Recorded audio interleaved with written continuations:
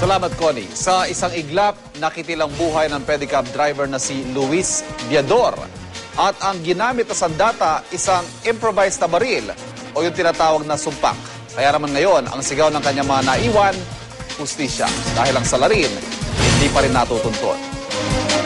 Mahirap man daw ang buhay, hindi ito iniinda ni Amiado Viador. Basta't katuwang kapatid si Luis na kapwa pedicab driver.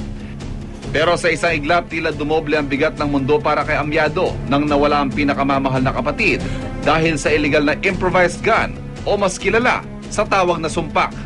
Noong 17 ng Abril, binaril di umano ng kasamahan niyang pedicab driver si Luis Viador matapos sila magkaroon ng alitan habang nagiinuman. Di raw akalain ni Amiado na matatagpuan na lang na wala ng buhay ang kapatid niya. Si Luis doon nakahiga sa kalye. Akala ko lasing kasi madalas na nangyari yun eh. Nadadatnan, nakahiga sa kalsada. Napansin ko maraming mga tao. Sabi ko, ba't maraming tao? Nakahiga lang yun ah. Kinutuban na ako ng masama. Kadagod kong nilapitan. Mabilis. Napansin ko, nakita ko maraming dugo. Sabi ko, ano yun, nasaksak?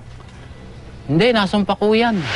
Ayon sa mga napagtanungan ni Amiado, sa mukha raw mismo ng kanyang kapatid itinutok ng salarin ang sumpak. Batay sa mga nakuha kong pagtatanong,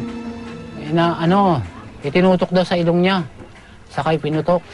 Ayon kay SPO2 Jerry Abad, matagal na raw sila nakatatanggap ng reklamo tungkol sa mga naglipa ng sumpak sa lungsod.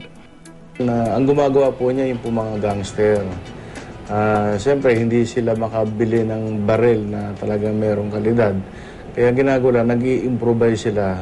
Through dun sa kanilang kaalaman, ay naggagawa sila sa pamamagitan ng tubo at saka yung pinakagatilyo nila na pako. Kung tutusin, mas delikado pa nga raw ang mga taong nagmamay-ari ng sumpak.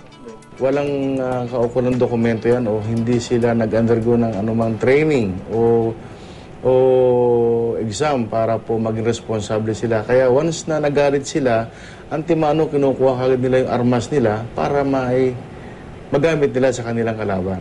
Ayon sa Presidential Decree No. 1866, sino mang mahuling gumagawa o gumagamit ng armas na gaya ng sumpak, maaaring maharap sa parusang panghabang buhay na pagkabilanggo. Kaya giit ng PNP, huwag kailanman ilagay sa sariling kamay ang batas. Itigil na po yan at maging mahinahon na lamang po at ibig sabihin po ay maging mapagbigay para po maiwasan yung mga away kung saan ay nauuwi sa pamamaril. Ngayon, patuloy na pinaghahanap ng mga otoridad ang suspect sa pagpatay kay Luis Viador. Pero pangako raw ng kanyang pamilya, patuloy nilang ipaglalaban ang katarungan para sa kanya. Ipalibing muna. Huwag nasa ayos na lahat, saka asikasuhin yung kaso. Yun lang. Para magkaroon naman ng hustisya yung pagkamatay ng kapatid ko.